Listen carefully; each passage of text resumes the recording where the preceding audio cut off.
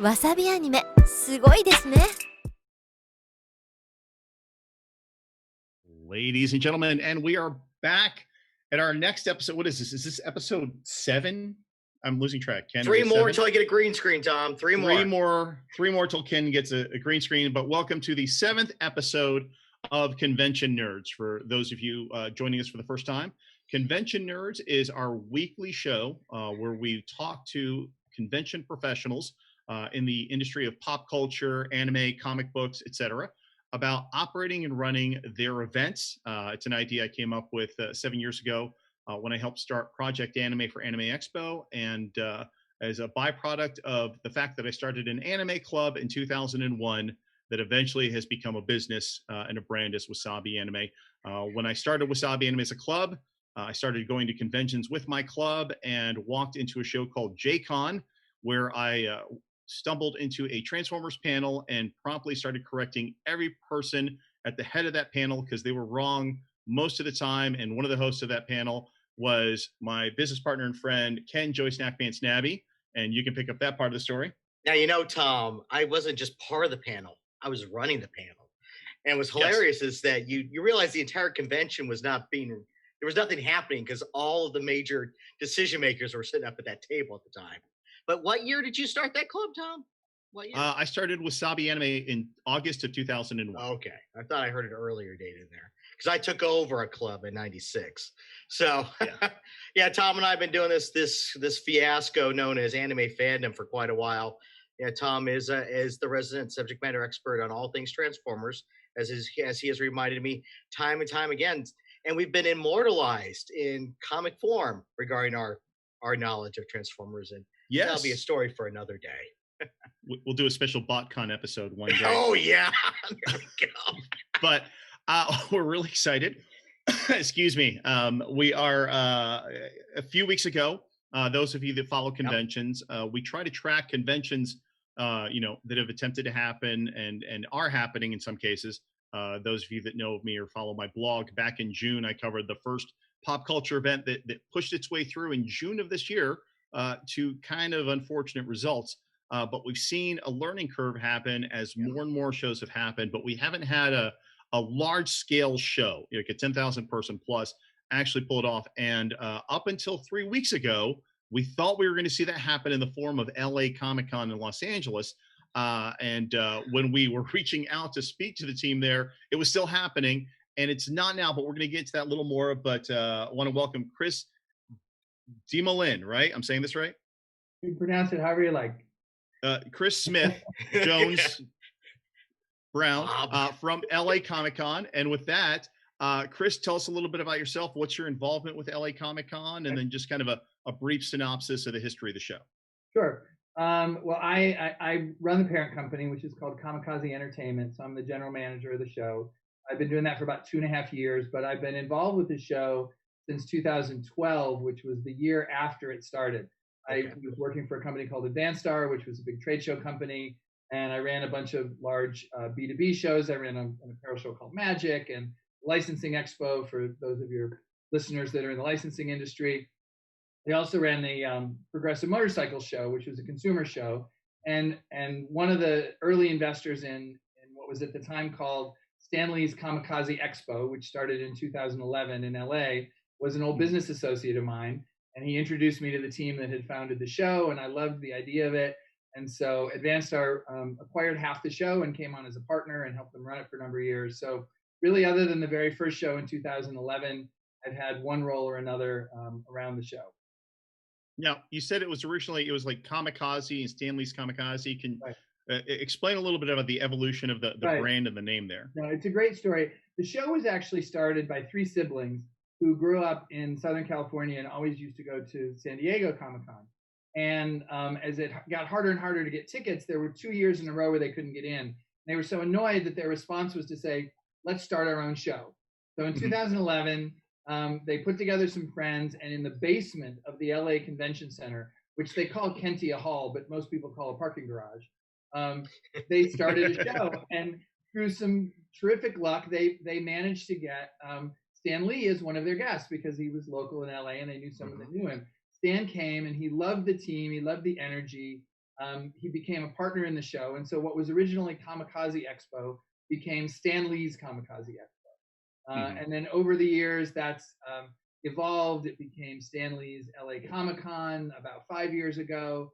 When Stan sold his company POW to Cam Singh, they decided that they didn't want to have licenses, so we ended that relationship, and it became just Los Angeles Comic Con.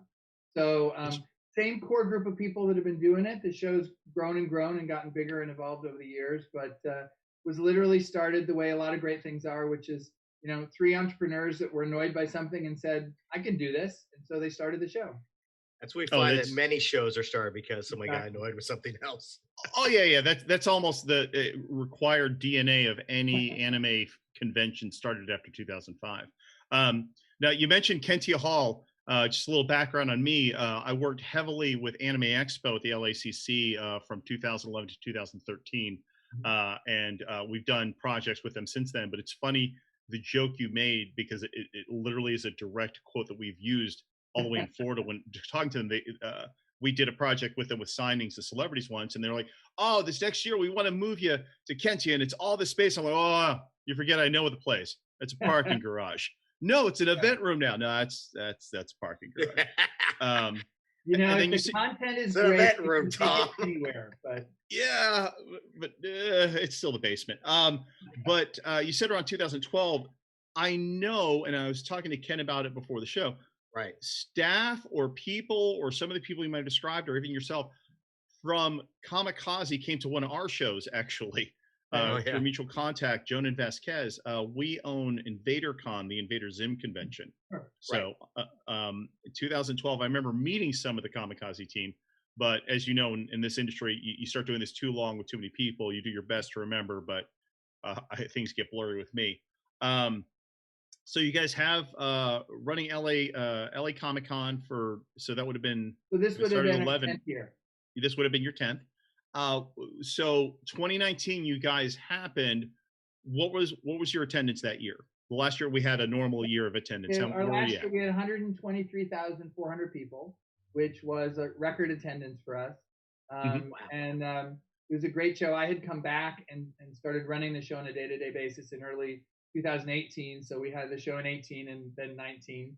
And it was, you know, we were growing like gangbusters. We had some terrific talent. We had plans in place to expand to the whole convention center so that we could, for those of you who know LA, there's one, the big convention center, the South Hall is where we'd always been. There's a somewhat smaller hall, the West Hall, which is about 60% of the size. We were going to expand to that. We were looking at esports and a whole bunch of other fun things to add, and you know, which looked great in the planning phases. And then those plans changed quite a bit over the course of the year. Oh God, yeah. So, but now, yeah. So we 120,000. Is that turnstile or is that uniques? That was turnstile. So that was how many people. The way I always look at it, since you know I talked to the exhibitors, is that was how many people walked in the door either on Friday, Saturday, or Sunday who had a wallet or a purse, who were fans, who might buy something from. Right. Oh, that makes sense. So that was. So some people came all 3 days, in which case they would count 3 times. Some people only came Friday or Saturday or Sunday. But it's basically anybody who came to shop, who came to browse, who came to be a fan. Mm-hmm. And Chris is coming from a background of B2B events and consumer-based shows. You know, the Walt Disney Company doesn't count somebody who buys a 5-day pass as one person. Right. Yeah. That's a person going each day, and each day they count as a body, which makes perfect sense for these kinds of shows.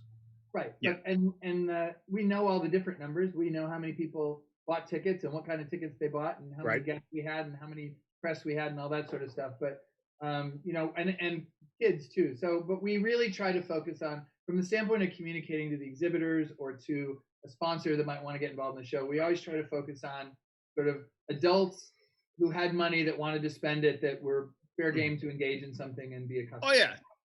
Well, and it's and we talked about this on a couple of the previous shows. There is no standards of operation for reporting numbers. So, you know, it's kind of confusing in the marketplace. It gets even more confusing when you get to some place, especially like European shows. You know, a show I know of that I deal with in France, their numbers are where you're counting turnstiles to effect. They do the in and outs. And the problem is you go in, but if you come out, you have to buy another ticket. So it's no re-entry. And look, I know people that if somebody goes out and gets a sandwich and comes back, goes out to the bathroom and comes back, and goes out to meet a friend and comes back, they just count it as 3 admissions. We don't do that. Yeah, and it's unique people per day. Go ahead.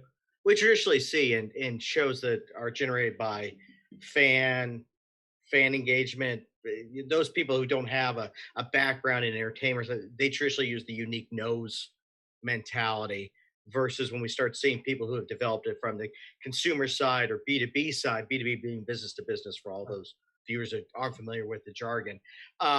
They traditionally use that turnstile numbers. And Tom and I, Tom is Universal, I'm Disney.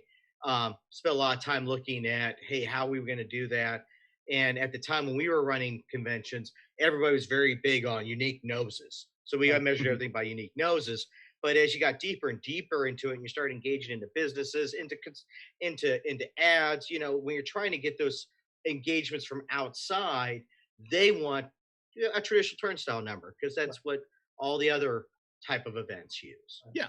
Well, and I just looked at it like I don't like to count press, because the press are there to work. They're not necessarily fans. They're not necessarily shopping. They're not necessarily going to go see the SpongeBob panel that happens at 3:30.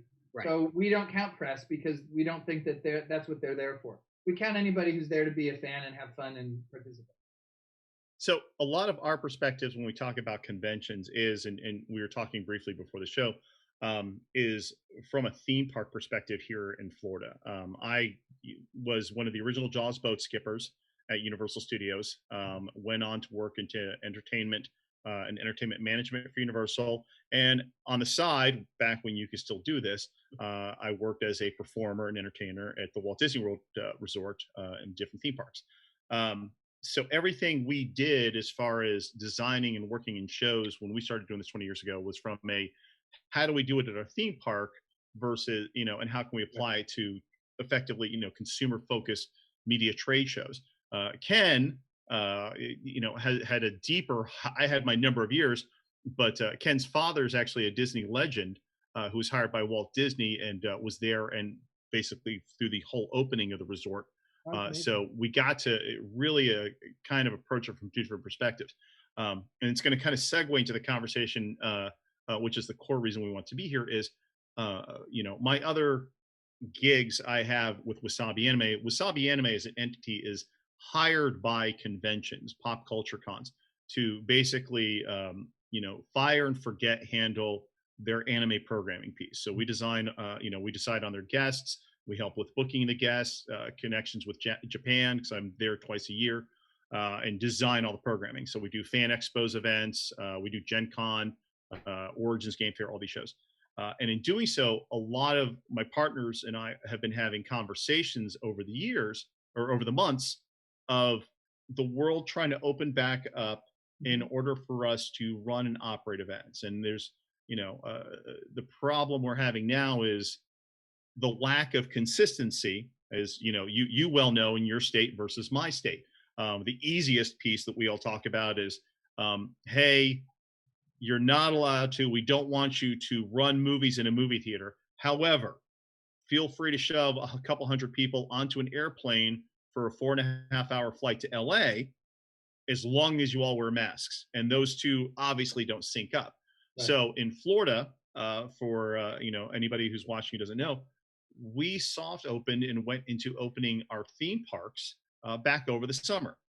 And it was a thought out plan. The first one out of the gate was Shanghai. And a lot of us watched the procedures they put into place. And I had the opportunity to go to the soft open for pass holders to the Disney parks before they open.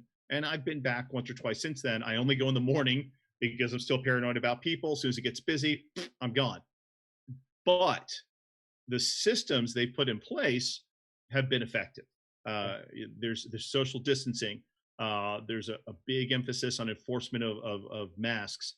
There's a very popular TikTok video of a guy who was going to make his big scene protesting, and everybody got it on film and started posting it. But he was posting himself and how much he was like, he's not going to wear the mask, and was quoting the Bible. And he was all pumped up about the whole thing until they got him all the way up to guest services. And he saw the Orlando Police Department there and realized that he was being trespassed, and they read him his trespass. So that's a bunch of lead-in for the fact of, in Florida, while we historically do everything horribly wrong, there are a couple things that we've been able to roll out correctly, and theme parks seem to have been operating effective. But that's been one of the challenges for you and your show is, you guys haven't even opened theme parks yet. So tell us a little bit about the kind of the conversations with the city and things that are going on there. Sure. One thing I want to add is, like, I spent 8 years at Disney. I was in consumer products, but worked a ton with the theme parks guys. And I think it's that in the DNA of Disney is you start with the guest, right, and the guest experience and what's important to the guest, and then you work everything backwards to deliver that. And I think, we look at this the exact same way. We started from a point of saying we are never, ever, ever going to do something that we think won't be safe. So we're gonna work with the health officials. We're gonna work with the LA Department of Public Health, the mayor's office. They're all getting direction from the state, and we're gonna understand what the guidelines are, and then we're gonna see, do we think we can create a set of operating procedures that will allow us to run an event which will still be a fun con, but will be safe and will be within those. So we started that process in March or April.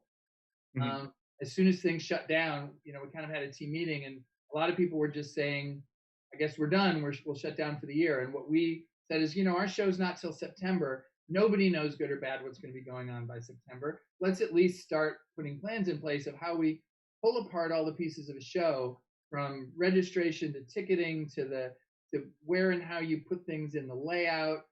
And let's start making certain conservative assumptions about what the guidelines might be. And let's see if we could build a show around that would be fun and that would be safe.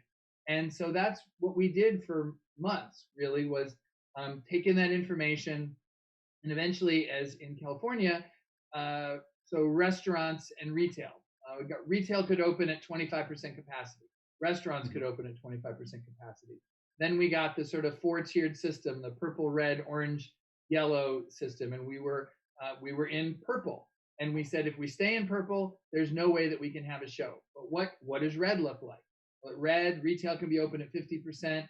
Museums open back up at 25% at red. So we said, all right, let's see if we can embrace all of the guidelines of what red looks like and build a show around it. And so that's what we did. We worked with the convention center, and we literally pulled apart every single piece of the show, from booking to talent.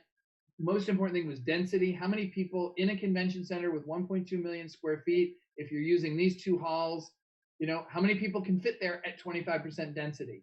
How would you do that? And how would you get them in? And so we just started making every change that was necessary to facilitate maintaining those health guidelines. And we just said, if we get to a brick wall that we can't plan our way over or through or around, then we're done.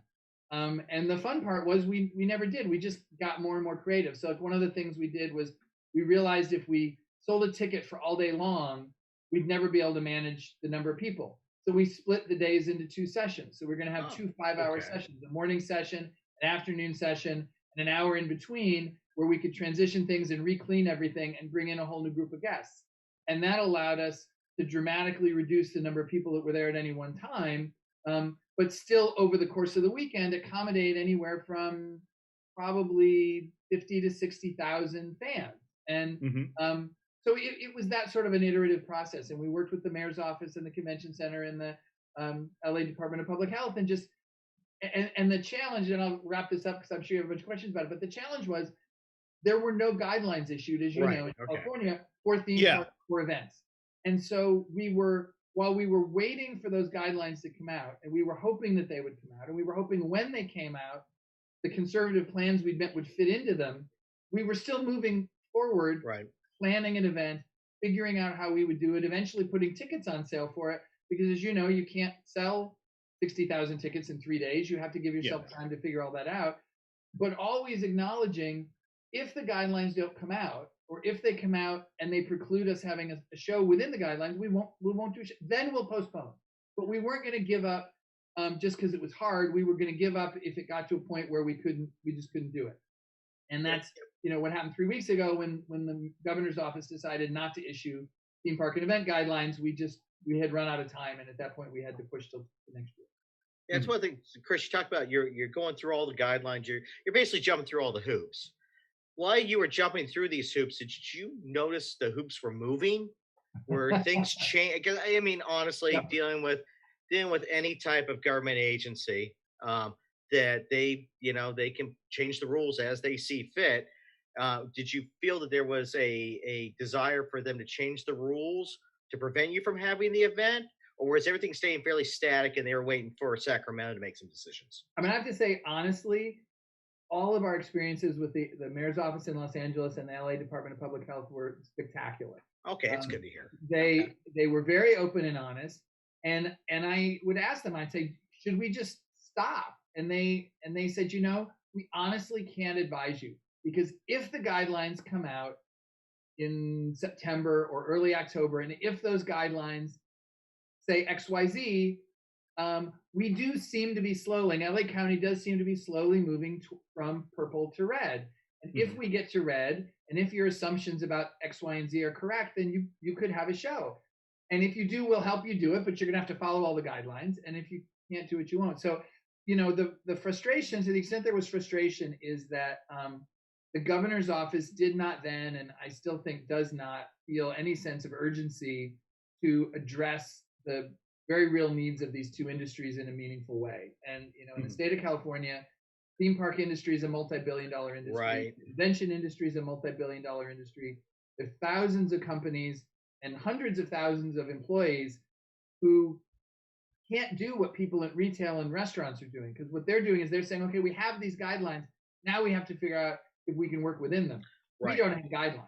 Right. And so it's basically sidelined thousands of companies and hundreds of thousands of employees who are just, they don't know when they're ever going to be able to go back to work, because there have been no meaningful guidelines given. And I say meaningful because a couple of weeks after we postponed, there were some guidelines in California that came out for theme parks, and they were so restrictive that Disney kind of immediately threw up their hands and said, this is, I think Ken Potrock, who is an old Disney colleague of mine, who's now the president of Disneyland, basically said that they're restrictive and unfair, in that there's almost no way. I mean, they couldn't even think about opening till it got to yellow, and yellow's a year away. It was basically sort of like saying, sorry guys, you're going to be closed for a year. That's one of the big things with Iger walking away from the governor's advisory council, sort of going, okay, what the directions were. I mean, that was a clear indication for anybody that's been in the theme park industry for a while that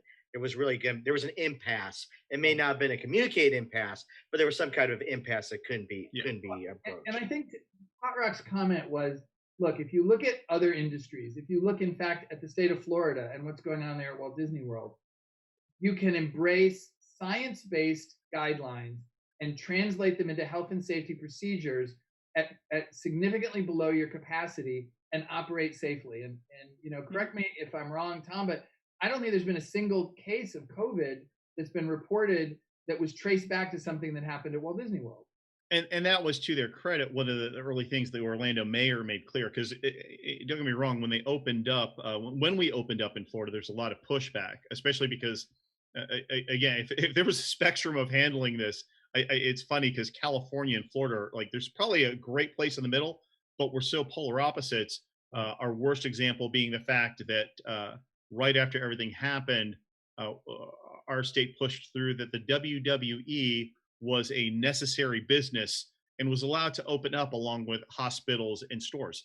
But when we opened the theme parks, there was a lot of backlash, Sure. But the mayor made it explicitly clear, and he stood by that. And, we haven't heard anything yet of the second they are able to trace a single case to Universal, to Orlando, to any of our Central Florida theme parks, he's like, I have zero problem pulling the plug again. And you're absolutely right. I have 100% sympathy for those people who push back, because, as I said, there was never 1 second where we contemplated moving forward if we didn't 100% believe we could deliver a safe product that was also fun. Right. And I think when you look at the science-based guidelines and then you translate them to how you operate a business, The fact is, we felt there were probably 40 things operationally we were going to do differently at the show that had never been done before, and almost all of those were required to add up to an experience that that would allow.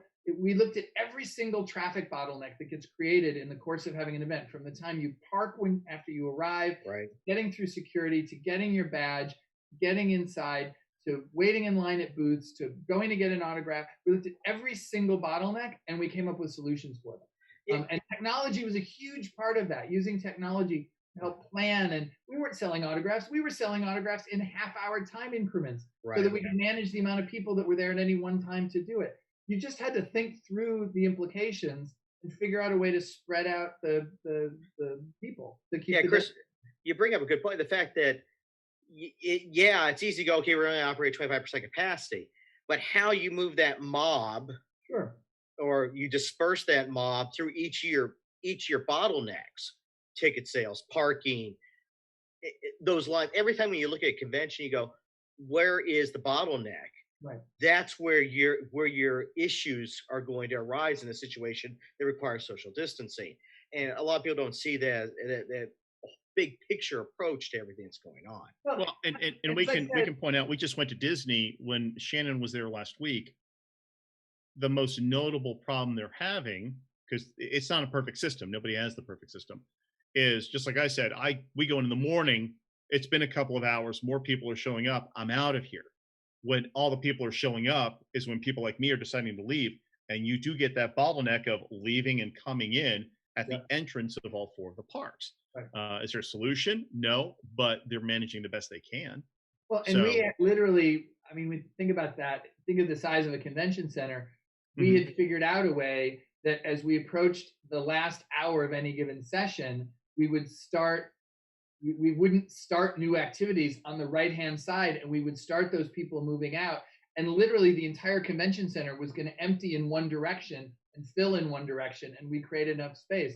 So again, I have nothing but respect and sympathy and empathy for the people that were concerned, because they don't do this for a living. I've been doing conventions for a living for 15 years, and they couldn't. You look at it from the outside in, and you go, wait, they're going to have 60,000 people in one place over the course of a weekend? And I look at it and say, well, no, we're going to have 6 different tranches of 10,000 people, and here's how we're going to get them in, and here's how we're going to get them out. And when you spread them out over 1.2 million square feet, they actually have about 60 square feet per person, which is significantly more than the most conservative social distancing guideline anywhere. So I appreciated that without the details, they just looked at it and said, that seems crazy. But that became the communication job, right? Is to say, here's why we think we can do it safely. Well, and it's not just theme park. I mean, and especially since March, we've seen a number, especially the larger shows. I had a friend on my social media who was eviscerating Dragon Con. And it's because they're not, and this is a common thing, I'm using Dragon as an example, but there were a number of shows that had the same statements being made, which is, you don't care about your attendees because you're not canceling. And what people don't understand who don't operate in our businesses is it's not that simple. I can't just go, boom, you're right, let's do this. And, an example, we were talking about political ramifications locally. One of the shows that we own is a show called Wasabi Con in Jacksonville, Florida, and it's at the convention center in that city. And we had the conversation March, April of what if, same attitude you guys had, but we're all the way in October, we'll be fine. And then when summer rolled around, the tone changed. And the problem we ran into is the Republican National Convention then decided to be in Jacksonville, Florida. So we were literally in the process of going, hey, we really feel we're now at the point that we have to move our show into 2021 just to operate safely with the resources we have. And the city was in a contradiction of, people were telling us they agree with us, but they couldn't approve doing anything and modifying anything, because if the RNC could happen, we could happen. Right. And it took them finally canceling, like literally Friday they announced we're not doing it. Monday we had to change, but we started getting flack.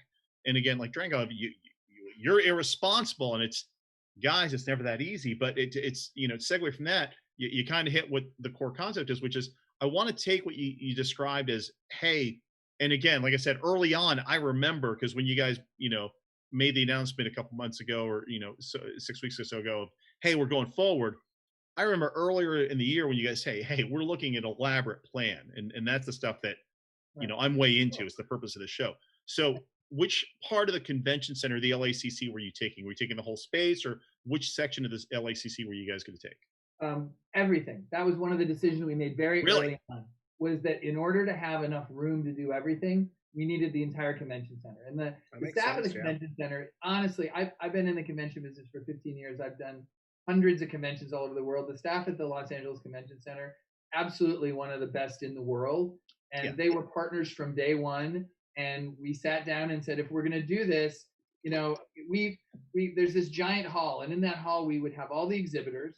We also had our main stage because we've always loved the energy of having the main stage right there. And we did all of our autographs. And we just said, it's never going to work. So we're going to take the main stage. It's going to get its own hall. We're going to take all the autographs. That's going to get its own hall. We're going to spread everything out. And so we literally had over 1 million square feet of space that was allocated to different things, plus about 400,000 square feet outside because we were going to do a lot of the queuing in order to have social distancing. A lot of the queuing was going to be outside.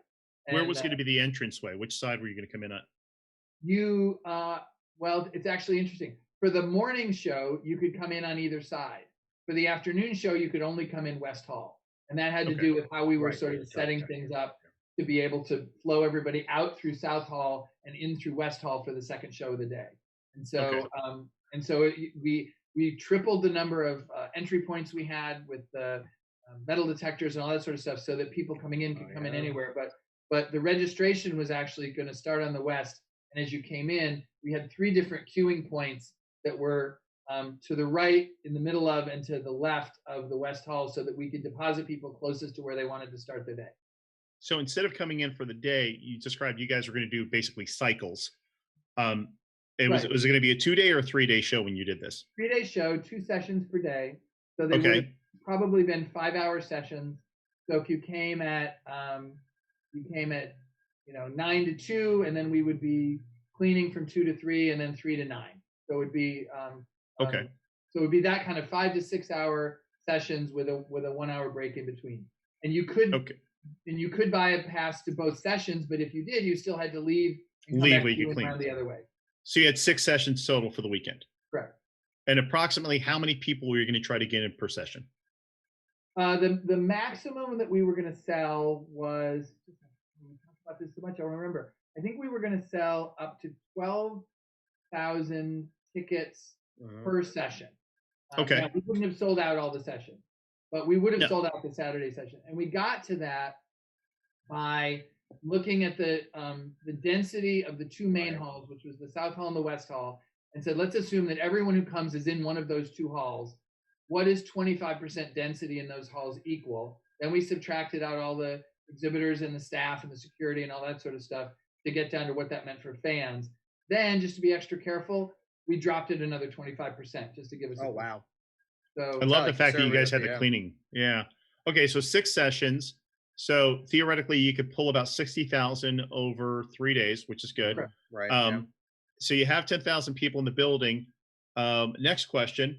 The vendors room, what did you do differently in order to accommodate COVID? So the main hall, the South Hall, is 350,000 square feet. As I said, normally we would have had maybe 70,000 square feet of exhibits in there, plus a main stage that typically had about 3,000 people watching what was going on the main stage. So there was room for them and all the autographs. So we moved the autographs out to a different hall. We moved the main stage out to a different hall. And then we capped the booths we were going to sell at 60,000 feet and then spread them out over the entire floor. So what that meant was 2 big cross aisles that were 36 feet wide that had stanchions down the middle, so 18 feet in either direction. And then every other aisle was 12 feet wide in one direction. So once you were in, you flowed in one direction. And a lot of flow. So you could stop at the end and go out and go into a different aisle. But it basically, what it did is, and we kind of looked at this on an average Saturday, when we're really packed, we might have 45 or 50,000 people in the hall. Now you're saying that the max was going to be between the exhibitors and the fans, probably around 13, 14,000.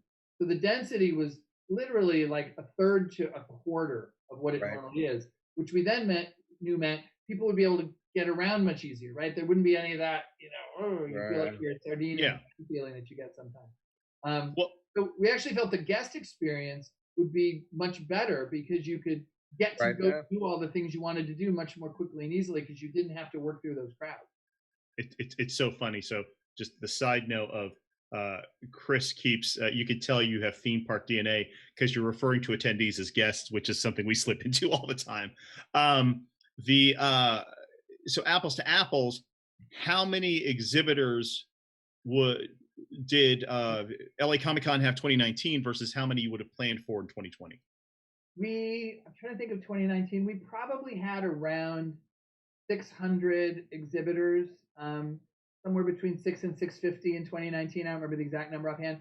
And this year we probably would have had between 450 and 500.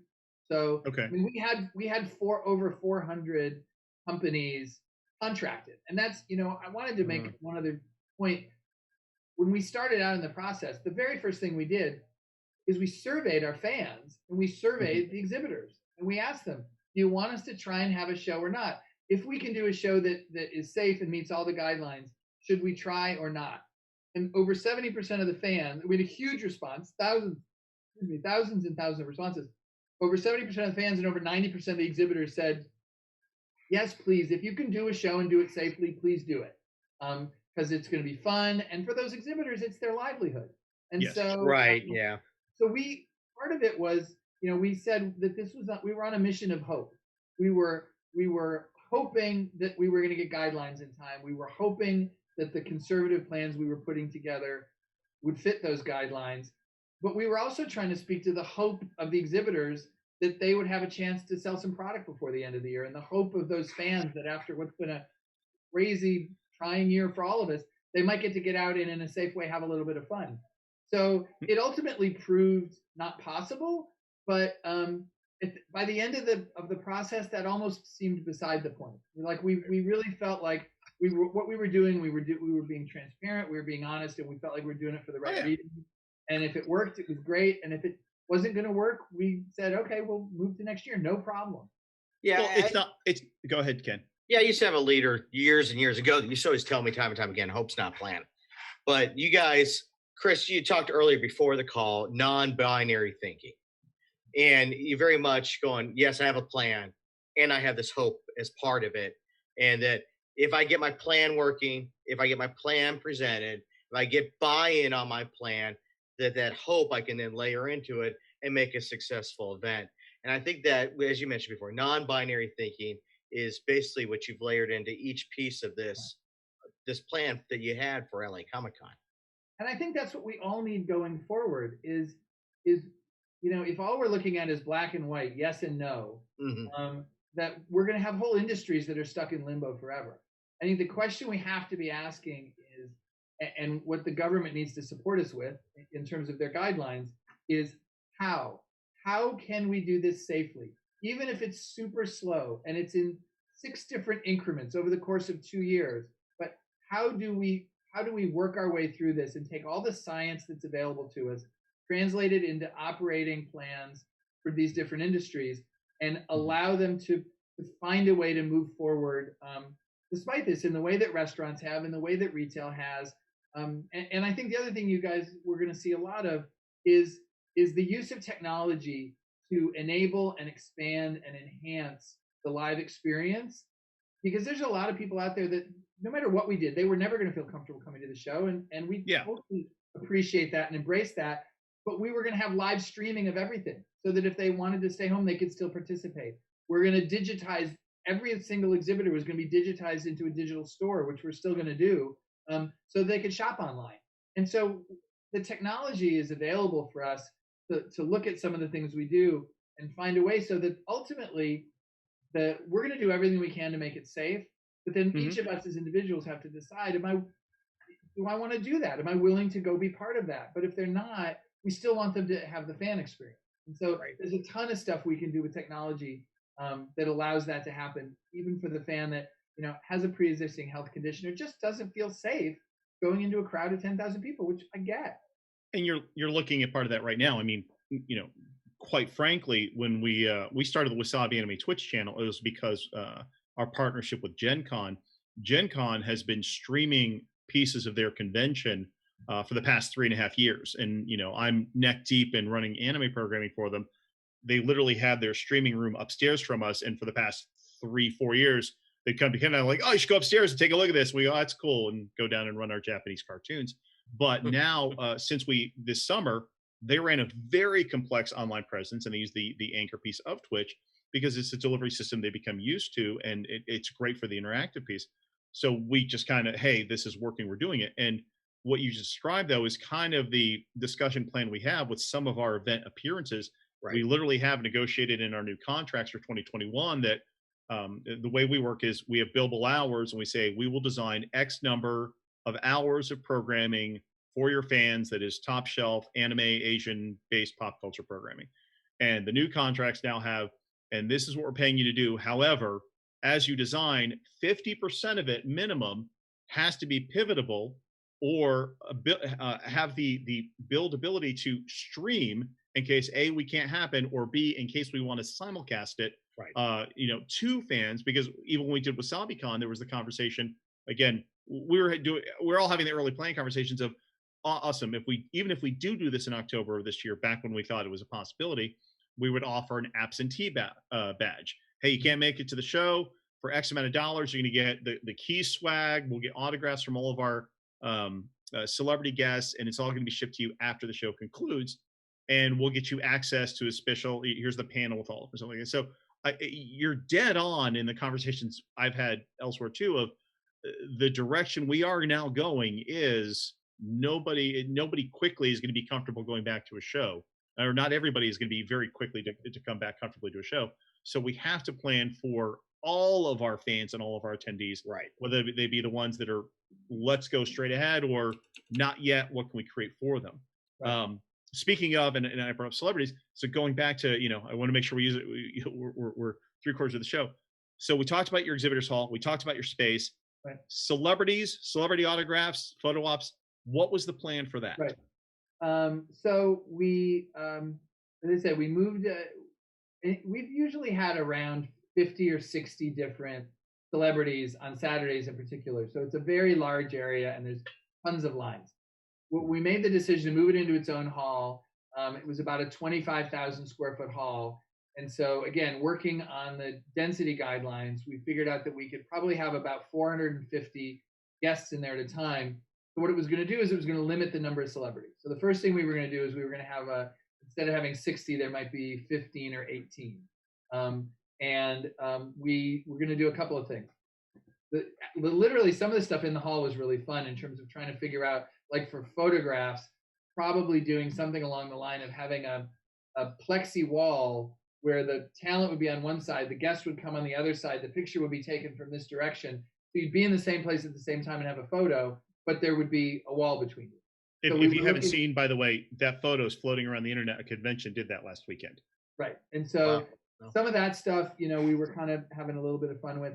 I think the biggest breakthrough was realizing that instead of selling an autograph or a photograph online, we would sell it by half-hour increments, because that way we could look at the max capacity of the room and we could turn it over every 30 minutes. And so you were going to buy an autograph with, Zachary Levi, who was contracted to come to the show. You were going to buy an autograph that was between 9:30 and 10. So you would show up between 9:30 and 10. You'd get scanned. It would go green. You could come in. You could then go in and get in line. And we had just the capacity in there to get through a half hour's worth of people.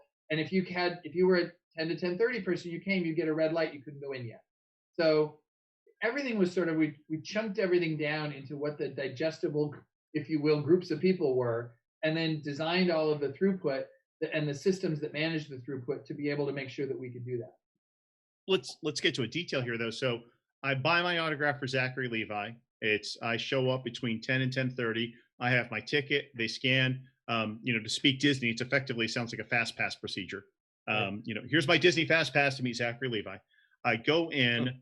Now I get into my space in the line.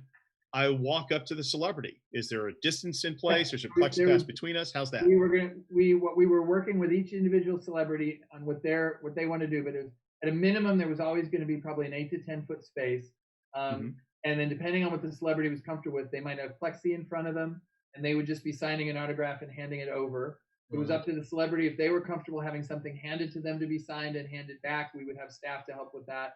So it was going to be individualized in terms of the level of interactivity that everybody wanted, but there was going to be an 8 to 10 foot gap and probably a plexi wall for virtually everybody. And again, part of the limit in the hall is we had to allow every line had to be socially distant.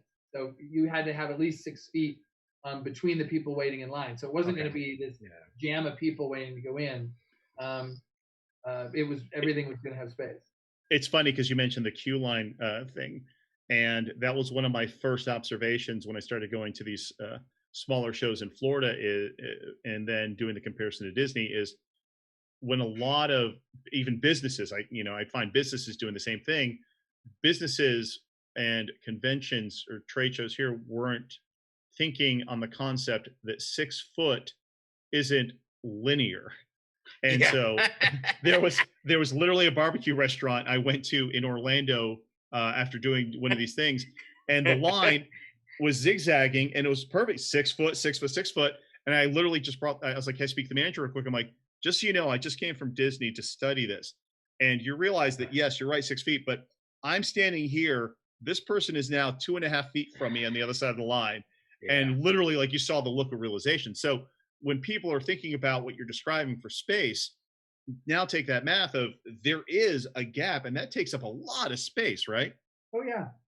Well, and can I say, look, I'm a nerd in more ways than one, because you always say you're going through geometry. I'm never going to need this.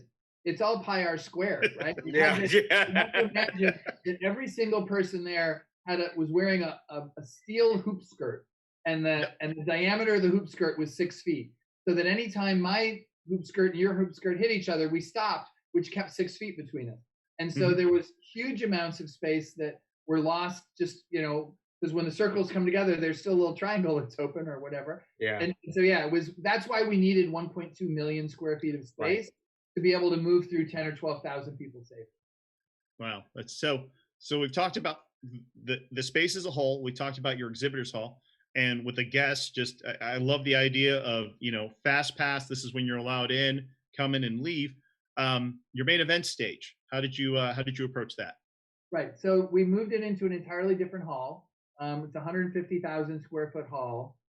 We allocated a certain amount I think we allocated 30 or 35,000 square feet to the stage and backstage, so that could have space with separate green rooms, so that actually people coming in different groups, there will be like an A, B, and C green room. And so you would go to C. When you went on stage, we'd clean that green room because the next person was coming into A and then B. So we needed space for all of that stuff.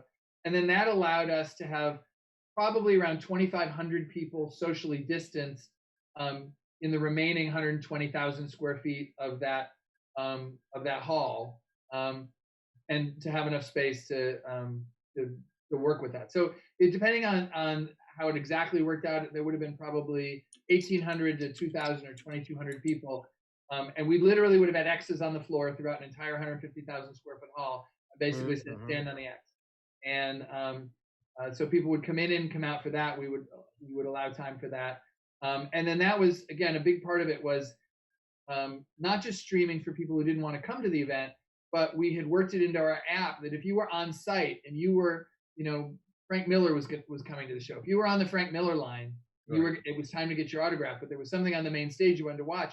All you had to do was go to the app and touch it, and you could queue into the stream of the main stage, and you could watch what was on the main stage on your phone while you were waiting in the Frank Miller line, and it was happening in another hall. So we wanted it to be a service for the people at the convention. If you had an afternoon pass, you had a digital pass for the morning, and vice versa. So it was a way of, if you were on site and you had 5 or 6 hours to do what you want to do, depending on what exact time of day, you might be able to do 2 things at once. And again, that was the kind of the fun we were having with the technology and the streaming part of it, is it opened up all of these opportunities to have a panel where we might have 2 people socially distanced in person and then 2 other cast members on the screen, but they're all talking live and at the same time. And it just opens up all these possibilities that we'd never really thought about before, because we didn't have to. Where a guest would say, well, I'm in Japan shooting that weekend, I can't come. And that would be like, oh, I guess that means you can't be there. Well, no, now it means if you're willing to be up at the right time of day, you can be digitally part of it. It's funny when you just described that. I literally had an old man moment of back in the day when Ken and I were working on shows of we had the discussion of, hey, here's our main events room with our stage and presentation. We need to look at devising an overflow room, and how far technology has come from these long conversations of, if we run coax cable, what's the signal degradation, and can we run it across? Right. Now it's like, oh, just take out your cell phone and we've got a router. Okay, so you had spacing set up for that. We've talked the exhibitors hall. Were you guys doing panels rooms? Were you doing video game rooms? Were you doing anything like that? We were going to do probably 3 or 4 larger panel rooms, and those were one of the biggest challenges, honestly, because a panel room that under normal circumstances we could put 800 chairs in, we can now put 120 chairs in. And so to us, that was one of the real things that spurred us early on, making sure that we had the digital capabilities, was that because we normally have 140 panels over the course of a weekend. And so we didn't want to disappoint people and have such low capacity even on the high demand panels. And so that became a big reason why we had to figure out the streaming piece early on. One of the things we've talked about throughout this whole thing, Chris, is, your capacities, and hey, drop your capacities. I guess the question that's sort of looming there in the air as we're in our last 9 minutes, were your budgets going to be able to handle only 25% of your total revenue? Ken beat it to me. My approach was the same thing, which is, you're describing so much more labor. Right. Yeah, that too. I wasn't going to get to that. Yeah, well, that's the impact. It's the same, almost the same question from a different direction, which is, everything you're describing is ideal. However, from a show operating standpoint, all that goes in my head is, hey, I'm used to my guy that's checking a wristband. Awesome. But now it's, who's taking the temperature? Who's doing this? Who's doing that? A cleaning crew that you have to pay to come in. And, especially if cleaning crew on staff, like you said, you're cleaning your green rooms between things. How did your labor impact, or just overall your budget impact is kind of a shift on your P&L to do something like this? Yeah, it had a huge impact. And when I say from the very early days in March or April, when we asked ourselves, is this possible? Part of the answer to is it possible is can we make any money at it? We're a small local business. I mean, we're a locally owned, we're a small little company with 10 or 15 partners, and we kind of run this ourselves. So that became one of the considerations, and I think that's where the aha was, the 2 sessions a day. That we realized if we had 2 sessions a day, but the density was so much lower that you could do a lot more when you were there, that we could still deliver a day's worth of value in a 5 or 6 hour session. And the average attendee, because we do post surveys with folks, the average person only stays for 5 or 6 hours. So if we could make it the right 5 or 6 hour experience, so we weren't changing our prices, but we were now having 2 sessions a day instead of 1. And so that allowed us to have the capacity of guests coming in, but a quality of guest experience, so that they would be, they would say, well, I had an amazing time for 6 hours, and that cost me $45, and that's the price value I was looking for. And I got to see this person, this autograph, and I bought all my Christmas presents. And that's where I brought up even earlier on. That's why I was trying to ask, and I was working the numbers in my head, which is, if you're 120 turnstile ballpark, you're probably 60 unique. It's usually a 50% ratio when you do slower Sunday, peak Saturday. So based on your math of, hey, we're hitting about 10K per session, you have 6 sessions, you're hitting those 60 uniques, which is damn near close budgeting to what you had for the original. So that should theoretically work. And you said you crunched all the numbers, and as long as that operated, you did it. Look, I'll be honest, we wouldn't have been super profitable. We would have been even, and we thought it was worth doing if we could, be even a little bit north of breaking even. But we weren't doing it because, we were making a ton of money. We were doing it because we thought it was the right thing to do, and that we could do it and turn a profit. But it definitely would not have been, what you would consider to be an ideal profit margin, because we were doubling security, we were doubling the cleaning, we were tripling, the entrances, because you just can't do it without that. But that was okay. I mean, that was at the end of the day, we balanced all those elements, and we thought we could do look, I'll still say to this second, if the guidelines had come down from the governor differently, and this city makes it to red, and we had been able to execute the show, I have not one smidge of doubt that we would have done a great show that people would have loved, and it would have been completely safe. Well, sounds like it. And that the convention center staff and the mayor's office and the Department of Public Health all would have been part of saying this plan works. Well, so the unfortunate byproduct of all of this, which I appeared on another show a couple of weeks ago and had a promoter try to argue with me on this, is the writing is on the wall, unfortunately, which is the cost of operating is going to shift when this is all done. So right now, people are like, oh, I can get a cheap flight right now. And it's because, you described it perfectly. I want to prove that I can make it work. I want to prove that I can make it work successfully, safely, and enjoyable. Then I need to look at the P&L more closely in the future. And I think what we're going to see is kind of a shift in pricing in the future for, things that we've taken for granted a certain way, our flights, travel, I'll offer entertainment, things like an that. alternative thought. Tom, Okay. I think the onus is on us as an organizer to find new sources of revenue that don't mean just add, double the ticket price. So I think as you look at hybrid live digital events, Yes. the thing that we need to figure out is how do you monetize the digital side? Right, exactly. How do you bring in not 3,000 people on digital, but 50,000 people on digital? How do you create a compelling shopping experience that goes along with that, so that your exhibitors are making 20% of their revenue from the online store and 80% from the physical store? I think all of that, as we look at how quickly things have changed in the digital economy in the last 12 months, I think that's what's going to make the difference. You have to charge a fair price for the ticket. You have to make sure that the guest has a tremendous experience, and that over 90% of them go home saying, that was amazing, I'm going to come back and recommend it to my friend. And you can't raise prices 50% and do that. Right. We need to figure out how to monetize the digital side of it so that everybody's experiencing it at a really high value proposition. So in a nutshell, you're saying, if I'm hearing you correctly, the future